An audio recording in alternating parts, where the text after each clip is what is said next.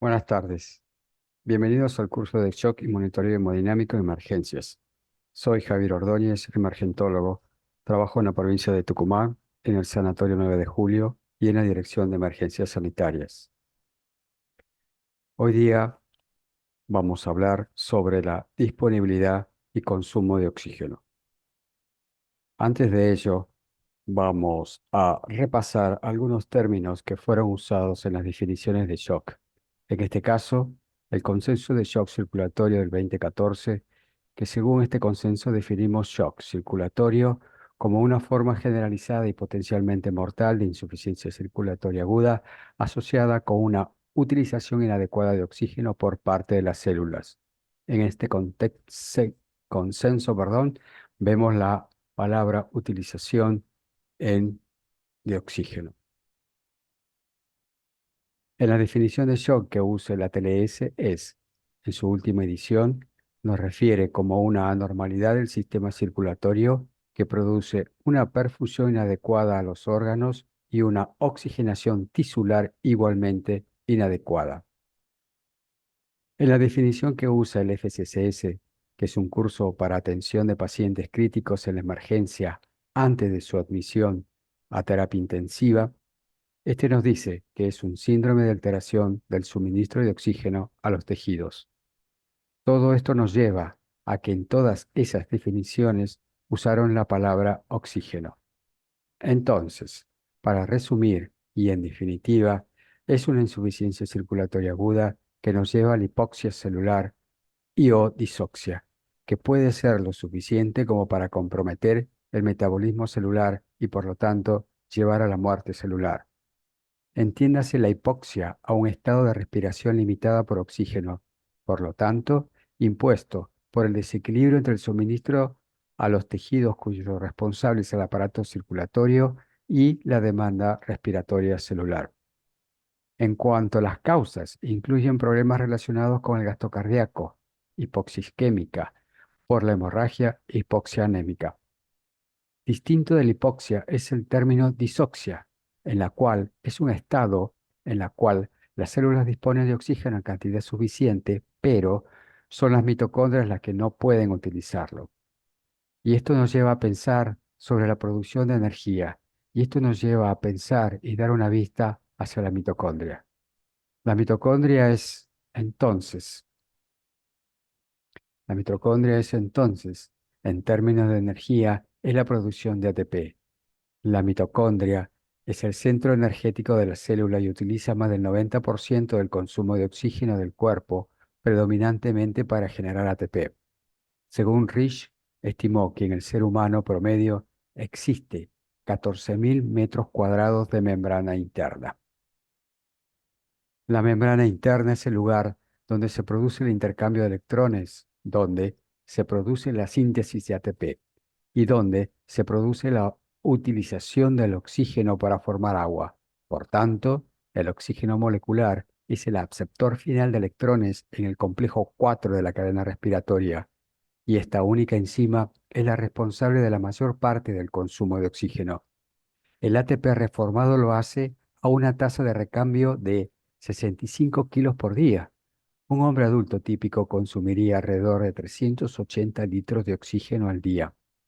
Por cada mol de glucosa oxidada se produce 2 moles netos de ATP por la glucólisis. En cambio, lo hace 2 moles en el ciclo de Krebs. En cambio, y aproximadamente de 28 a 30 mol de ATP en la cadena de transporte de electrones. La falta de suministro adecuado de oxígeno para la producción de ATP puede ser suficiente para comprometer el metabolismo celular.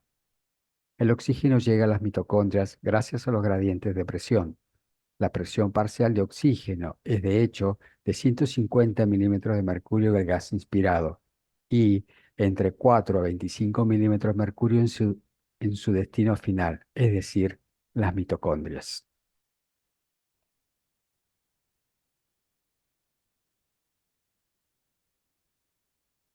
Luego, definiremos algunos conceptos.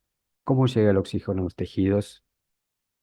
Destinamos algunos conceptos como la disponibilidad o suministro de oxígeno. Esta se define como el volumen de oxígeno transferido desde los pulmones a los tejidos en un tiempo, y este tiempo es por minuto, es decir, 1000 mililitros de oxígeno por minuto es lo que llega hacia los tejidos y por lo tanto es responsabilidad del aparato circulatorio. Para ello, tenemos dos aspectos. Uno, la capacidad de carga de la hemoglobina, que se define que por cada gramo de hemoglobina, esta se puede unir a 1,39 mililitros de oxígeno. Algunos textos lo colocan como 1,34.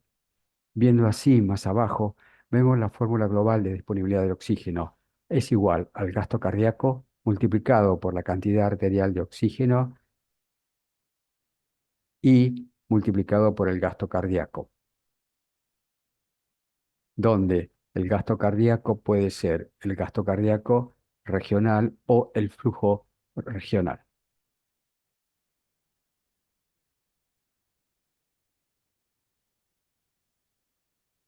Aquí vemos dos aspectos. Uno, la capacidad de carga de la hemoglobina. Se la define como la capacidad de esta y completamente saturada es capaz de unir 1,39 mililitros de oxígeno. Algunos textos lo refieren como 1,34. Viendo así más abajo tenemos la fórmula global de la disponibilidad de oxígeno. Esta es igual al gasto cardíaco multiplicado por la cantidad arterial de oxígeno. La cantidad arterial de oxígeno está formada por la hemoglobina.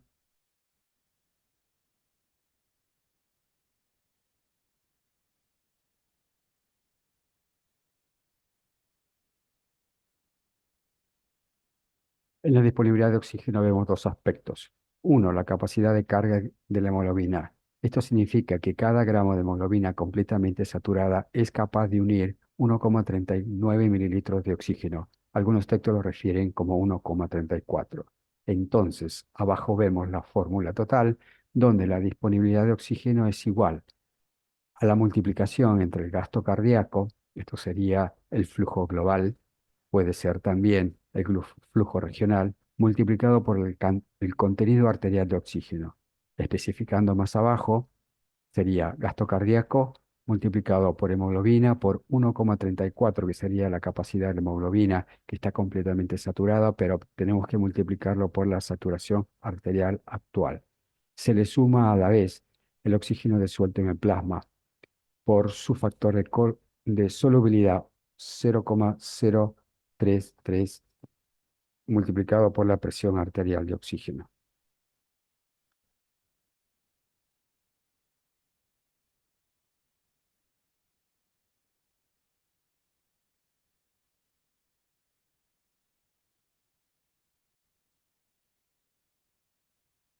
Por lo tanto, tomando un hombre sano, adulto de 75 kilos en reposo, la disponibilidad de oxígeno será aproximadamente gasto cardíaco multiplicado por el volumen sistólico, por ejemplo, y multiplicado a una frecuencia de 70 latidos por minuto.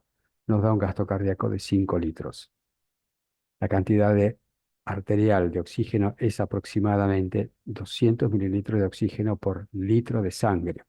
Y esto multiplicado por el gasto cardíaco nos da una disponibilidad hacia los tejidos de oxígeno de 1000 mililitros por minuto. El gasto cardíaco puede estar indexado, o sea, utilizando el índice cardíaco, donde nos dará un valor de expresado en mililitros, litros por metro cuadrado de tejido.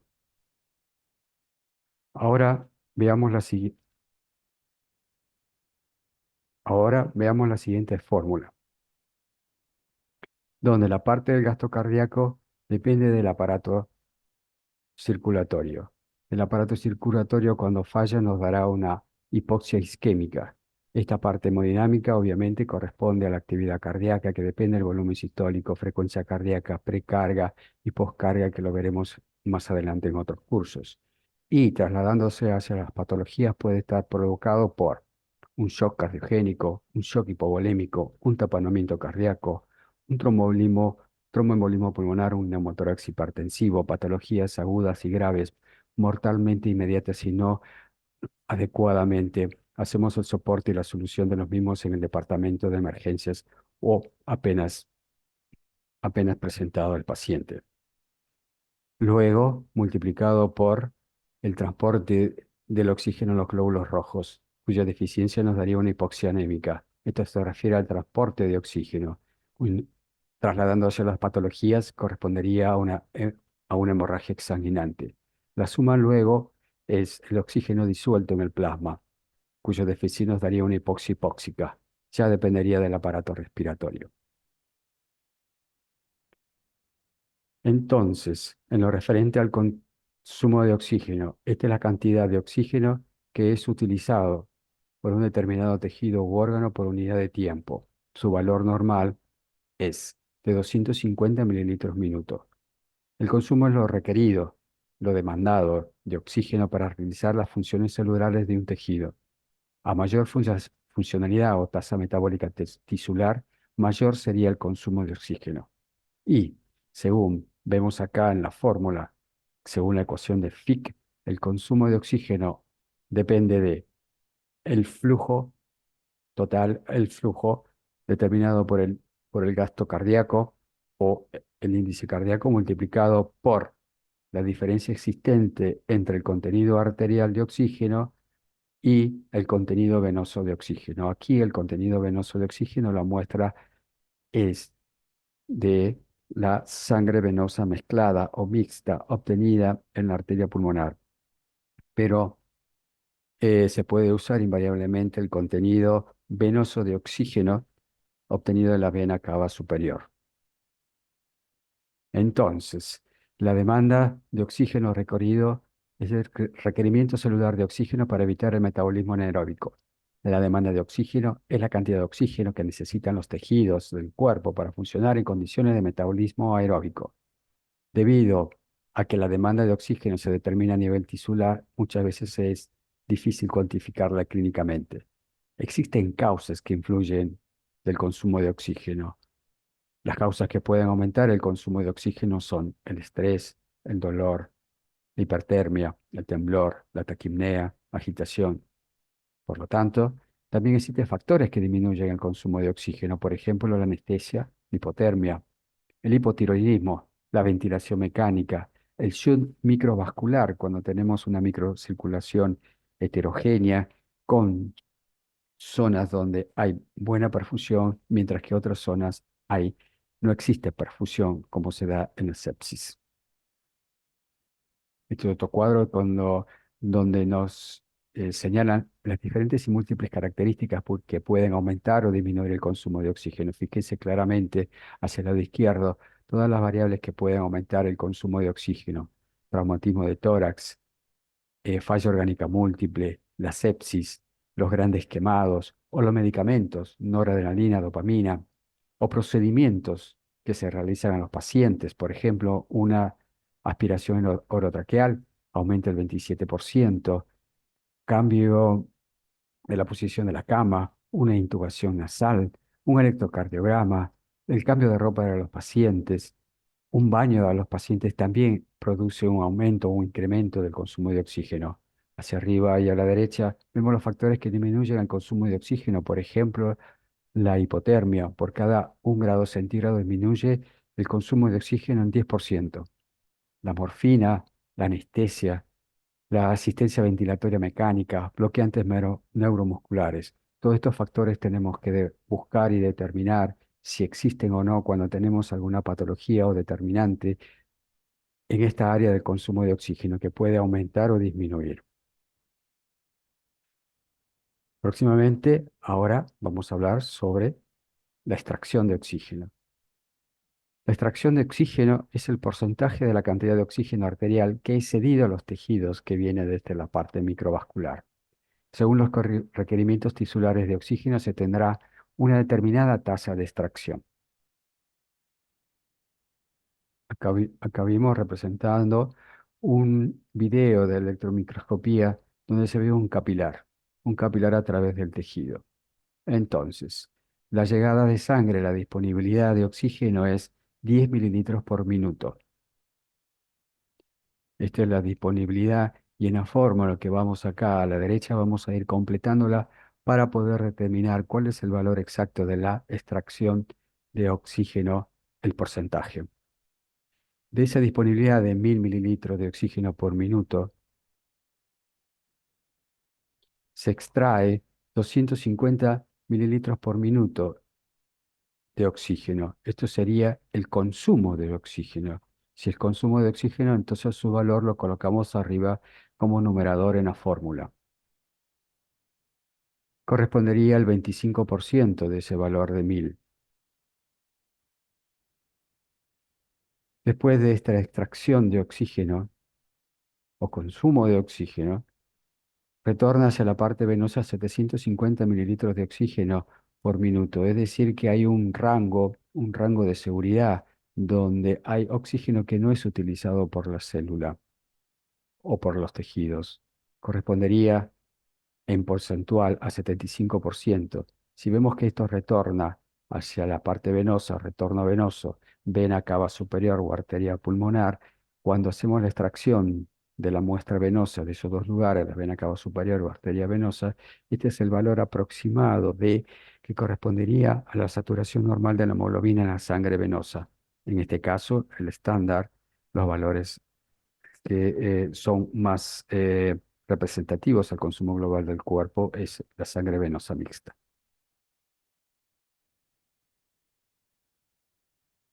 Entre disponibilidad y consumo de oxígeno podemos hacer una relación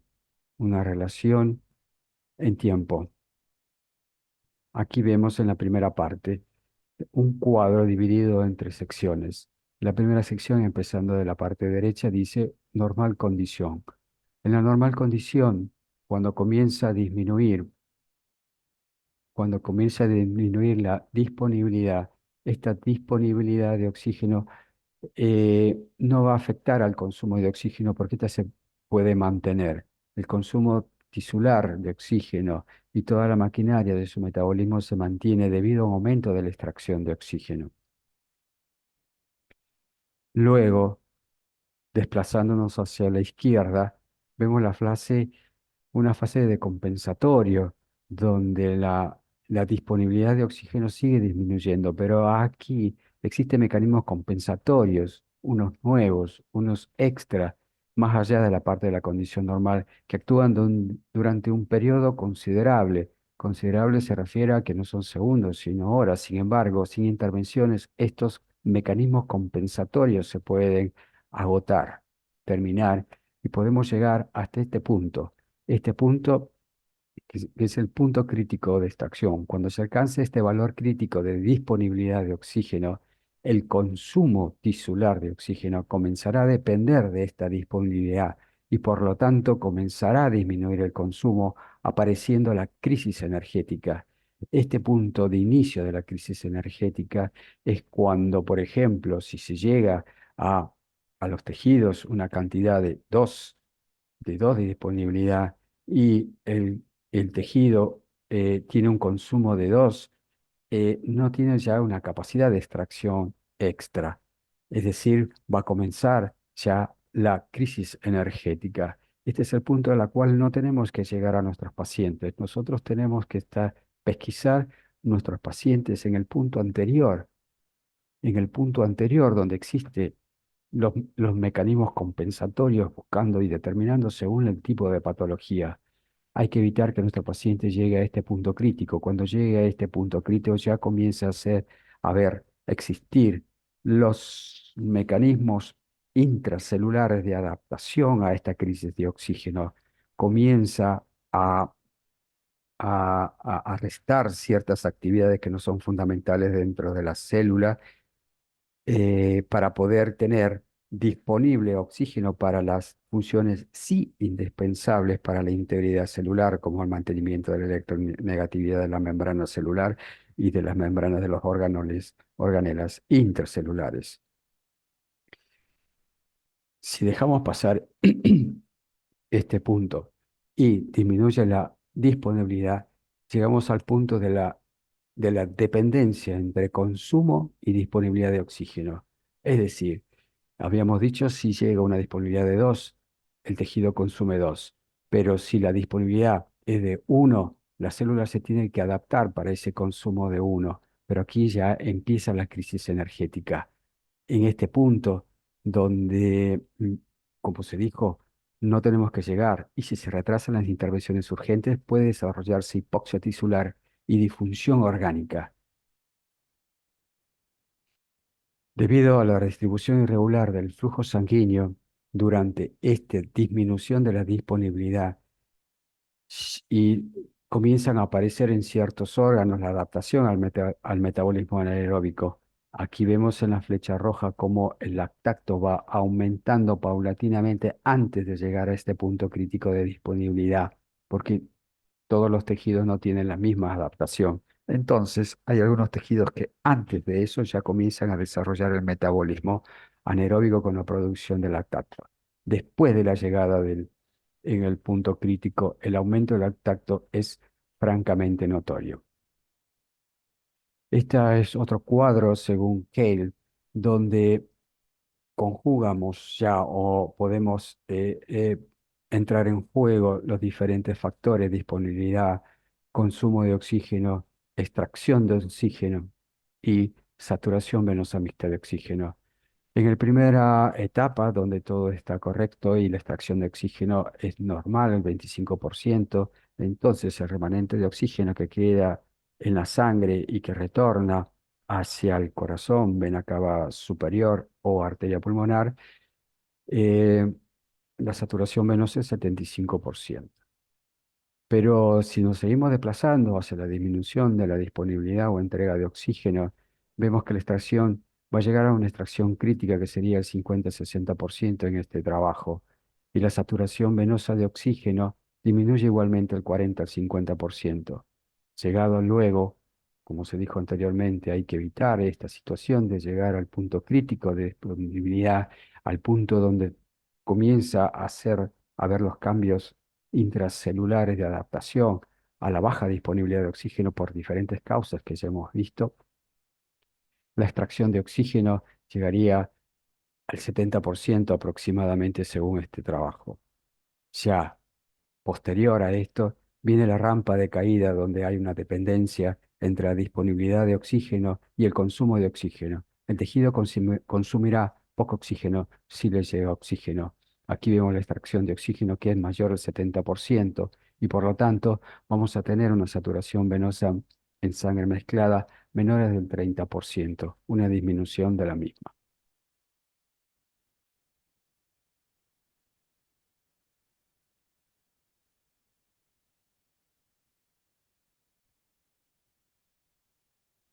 Ahora vamos a hablar sobre la saturación venosa de oxígeno. La saturación venosa de oxígeno es el contenido de oxígeno que retorna al corazón después de su extracción tisular periférica. Ayuda a interpretar, por lo tanto, el bienestar celular del paciente de alto riesgo. La saturación de oxígeno venosa refleja lo que sucedió en la periferia, lo que sucedió con el consumo de oxígeno y, por lo tanto, de su equilibrio con la disponibilidad del mismo. Esto ayuda a controlar la eficacia de la estabilidad hemodinámica y el trabajo en la misma. La saturación venosa central de oxígeno son indicadores indirectos del gasto cardíaco, o, en su defecto, la saturación venosa mixta o mezclada, la toma de muestra en la arteria pulmonar.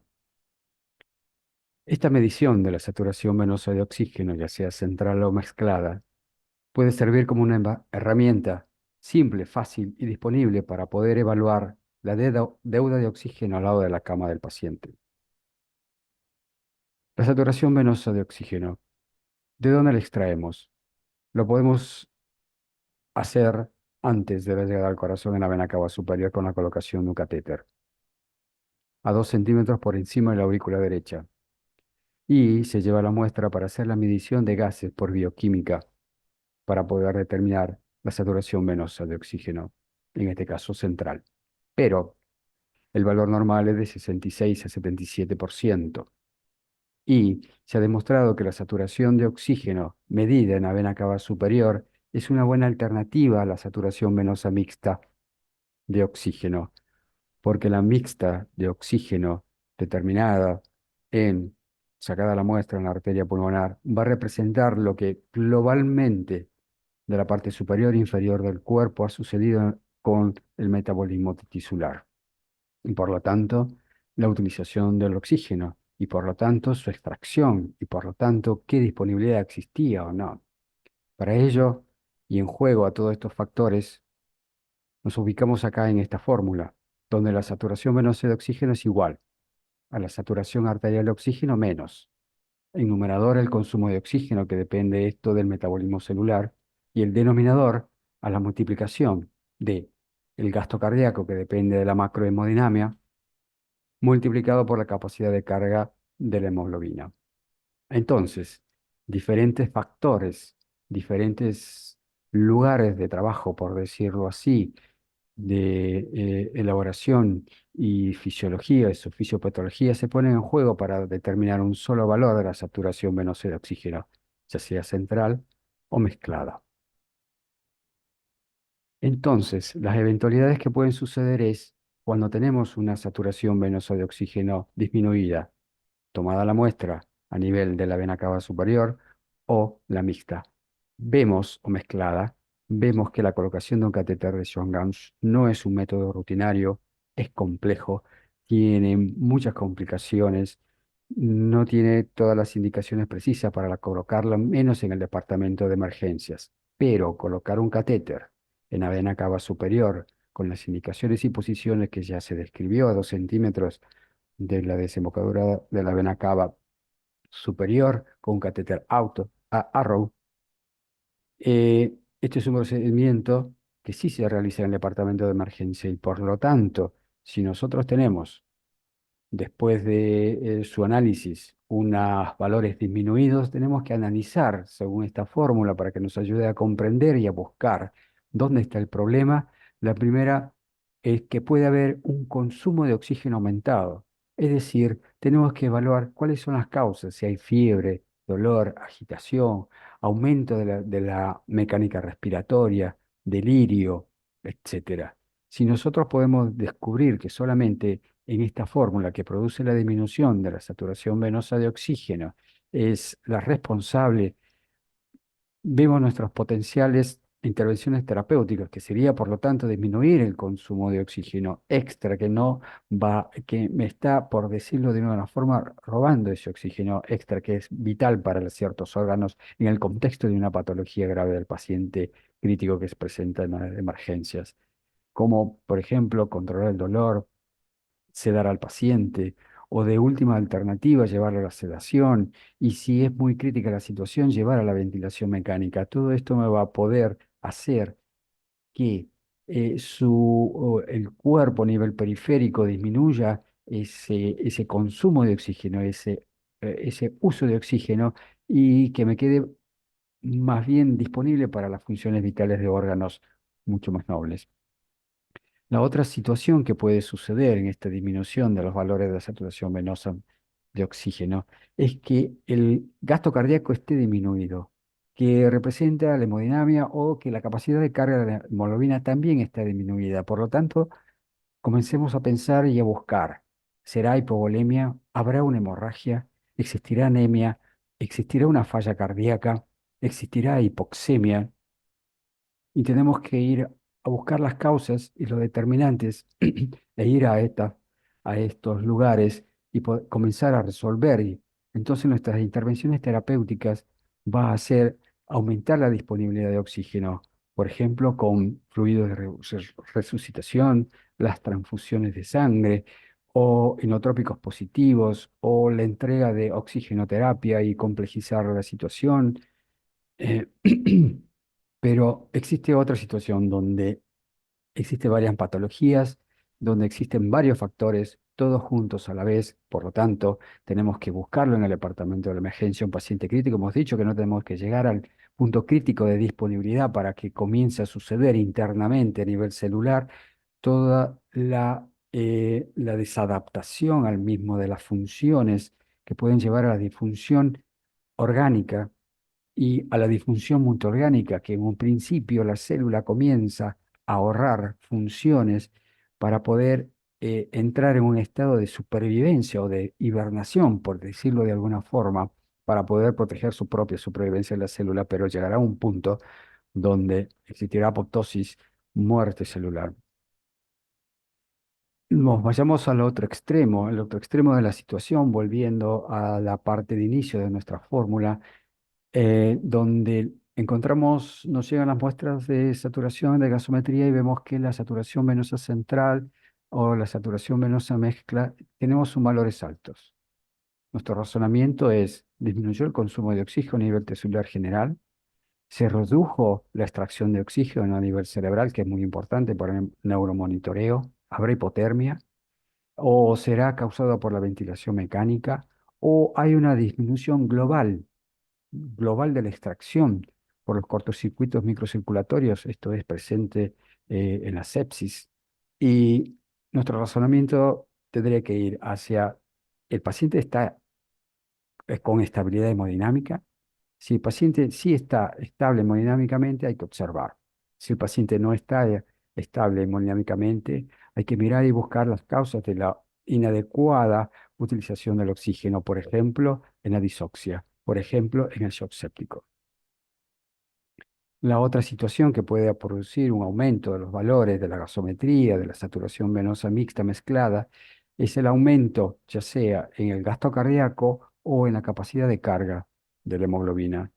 Por ejemplo, podemos encontrar síndrome de alto gasto cardíaco, tirotoxicosis, falla hepática, sepsis, o mejoramiento de la disponibilidad de oxígeno después de la resucitación. Vamos a encontrar que valores venían bajos y su tendencia después de la otra gasometría, con la segunda gasometría para el monitoreo de nuestras intervenciones, vamos a encontrar un aumento o una restitución a valores óptimos de saturación venosa de oxígeno. O podemos tener valores supranormales de hemoglobina o supranormales de hiperoxigenación. De todas formas, tenemos que preguntarnos, ¿está estable hemodinámica nuestro paciente? Si está, si estable, observamos. Si está con inestabilidad, seguimos buscando las otras causas de la disoxia en el shock séptico.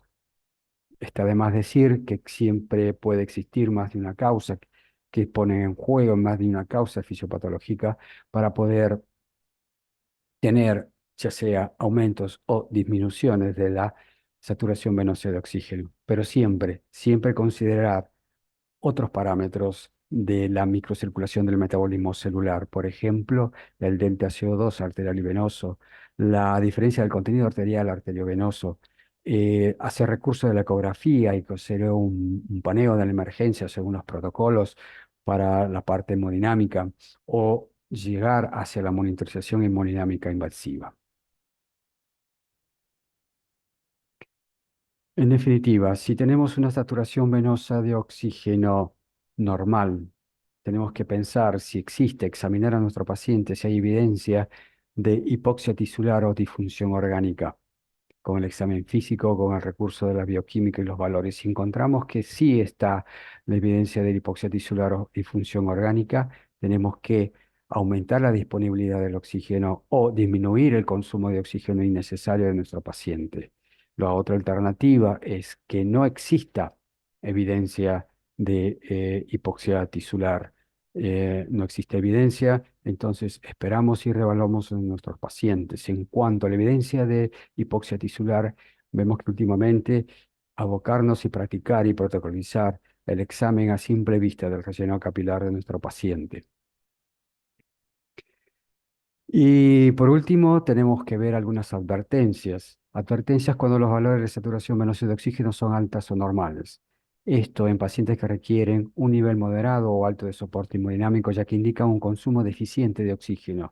Entonces, se debe usar parámetros complementarios, como ya se dijo anteriormente, como la brecha de CO2 veno-arterial, el monitoreo del lactato, la ecografía o la monitorización hemodinámica invasiva.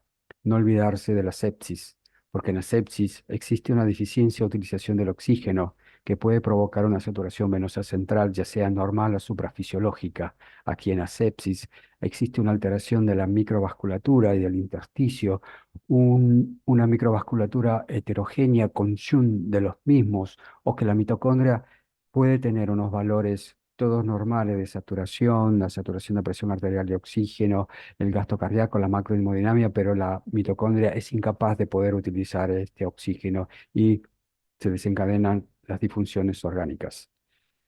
Aquí representa la incapacidad de las células para extraer el oxígeno, probablemente debido a una derivación microcirculatoria y muchos otros aspectos importantes que veremos más adelante cuando estudiemos sepsis. Y lo más importante, individualizar el apoyo hemodinámico por cada paciente. Cada paciente es distinto, en cada paciente hay diferentes herramientas y hay que aplicar los criterios múltiples de cuál es variable es la que está determinando nuestro paciente, en este caso de la saturación venosa de oxígeno central o mezclada. Muy bien, muchas gracias. Espero que haya sido de su total comprensión. Cualquier duda o comentario, por favor, nos comunica. Muchas gracias.